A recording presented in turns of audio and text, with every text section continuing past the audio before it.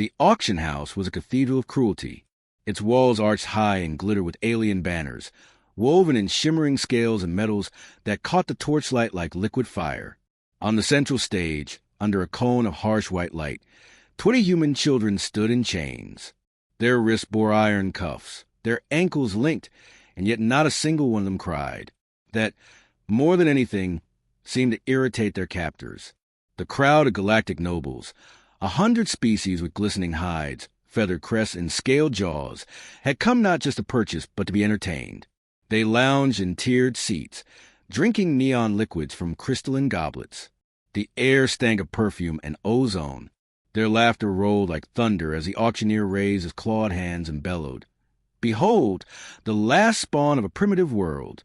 Children of Earth, unwanted, unguarded, forgotten, fit to serve." The youngest child, no older than 7, clutched the hand of a boy twice his age.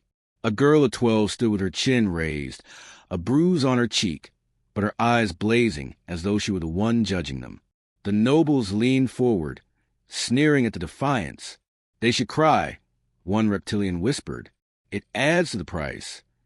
Instead, the children locked their jaws and stood taller. The auctioneer paced before them, tail swishing, voice amplified through the chamber. This species once dared to claim greatness. They sent fleets to the stars. They fought rebellions. They resisted the Empire, once. But look at them now. Scattered dust. A dead world. These children are curiosities. No more. Their kind is gone. Roars of laughter echoed. Bidding paddles were raised. The price of the first lot. 5 boys climbed as nobles shouted over one another.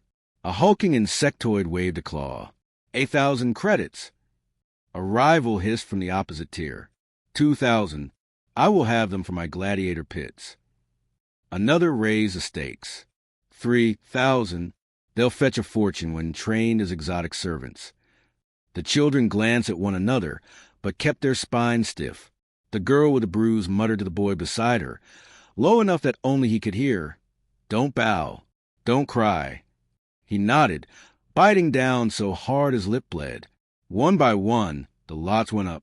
Groups of children paraded before the crowd, their bodies inspected, their hair tugged, their eyes examined for a spirit. Each time, the aliens chuckled when they found defiance instead of fear. But midway through, the auctioneer allowed himself a sly grin. He tapped the data slate hanging from his belt. "You laugh, but I should tell you something. These brats are not just random vermin. Their bloodlines," he paused, savoring the silence, "belong to men once called dangerous." A ripple of curiosity stirred the audience. "Dangerous?" a noble cackled.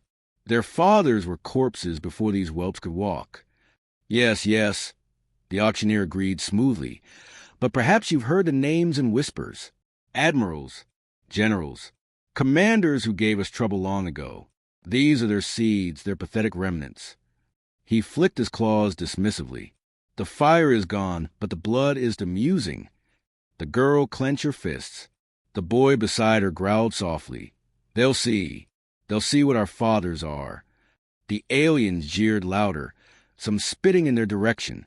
The auction pressed on. Numbers shouted. Credits exchanged. Ownership marked on glowing tablets. The nobles competed furiously, not because the children were valued, but because to possess a piece of humanity was a way to flaunt dominance. One alien laughed so hard he choked, declaring, "I will mount one's chains on my wall when it dies." By the end, the gavel struck down with a thunderous clang. The last of the children had been sold. Buyers began dragging them away in groups, shoving them toward transport pods like livestock. The smaller ones stumbled, but the older children pulled them upright, whispering, "Walk proud." The girl with the bruise broke free, just long enough to turn back toward the seats. Her voice, raw and ringing, cut through the crowd. "Our fathers will come for us." The chamber fell silent for a heartbeat, then erupted into wild, mocking laughter. A feathered noble wheezed, clutching his sides. Their fathers? Dead centuries ago. Another slammed his cup against the rail, shouting, "If such men lived, they would never have let you be sold."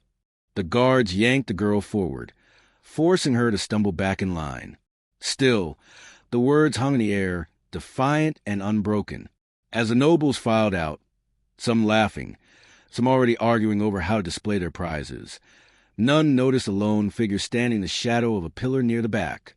A cloak of dark fabric concealed his form, and a hood hid his face. He had not raised a paddle. He had not laughed. He had not spoken a word. When the final gavel struck and the echo died in the vaulting hall, the figure's eyes glinted faintly beneath the hood. He turned and slipped silently into the deeper corridors of the auction house, leaving nothing behind but the whisper of a promise. The holding cells beneath the auction house smelled of rust and fear. Metal bars glowed faintly with energy fields, humming against the silence. The children huddled close, chained again, though none wept. The youngest clung to the eldest sleeve, whispering, "She said they'll come. Do you think they will?" The eldest boy tightened his jaw. "They always come."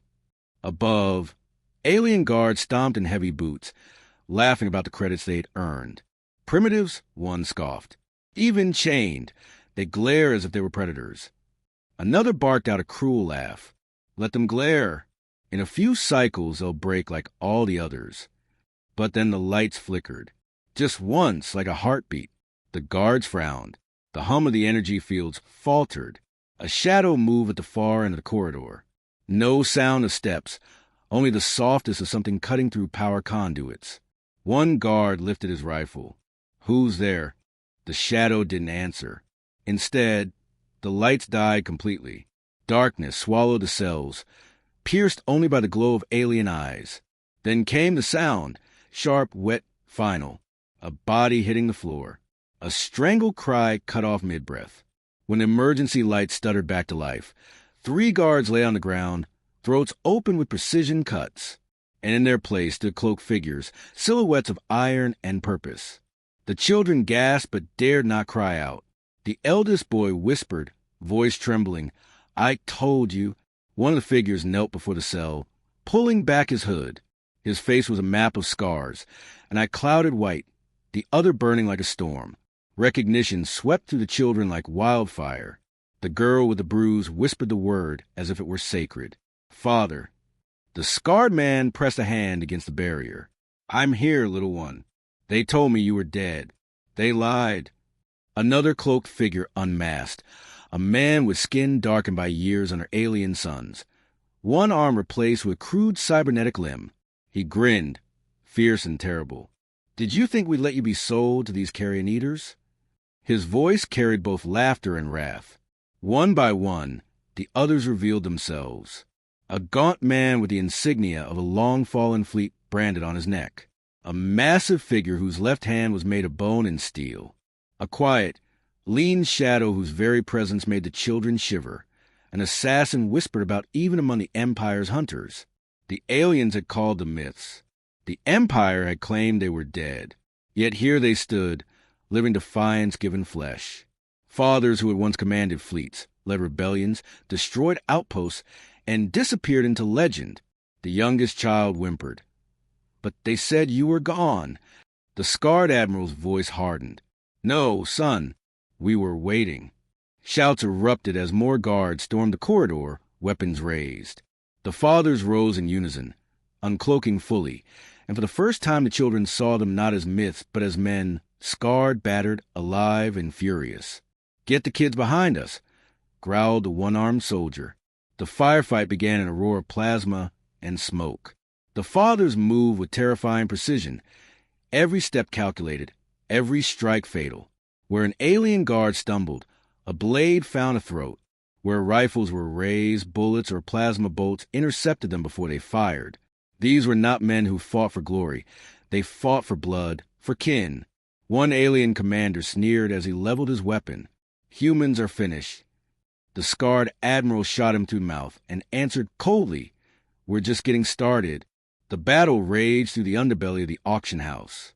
The fathers turned the corridors into slaughter fields, traps laid in seconds, grenades hurled with precision. Pipes ruptured to flood passageways with scalding steam. The aliens, arrogant in their superiority, found themselves hunted like cattle. The children were rushed from cell to cell, freed as their fathers carved a path.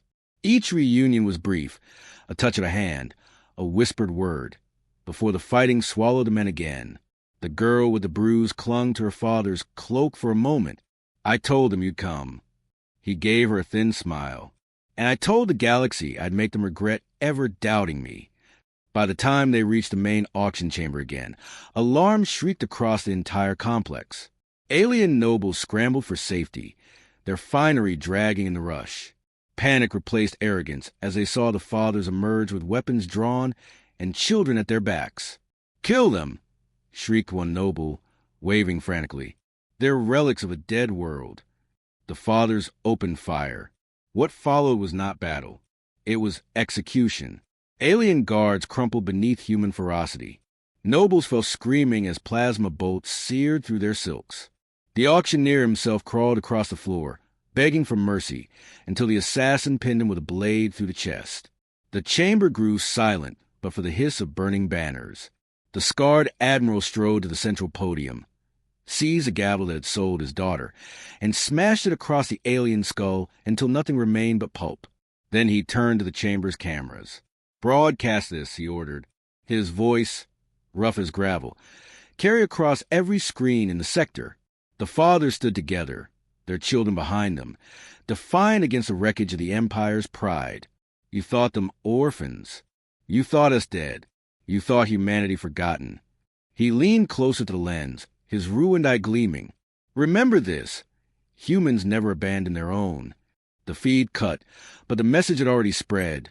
Through black markets, through military channels, through the whispers of frightened nobles. By the time the fathers and their children vanished into the void, the Empire was already in panic. Rumors flew like sparks in dry grass. The men who were dead had returned, humanity's flame burned still, and the price of crossing them had just been written in blood. The auction house lay in ruins. 20 children walked free, and the galaxy learned too late the truth of the words spoken by a bruised girl. "Our fathers will come."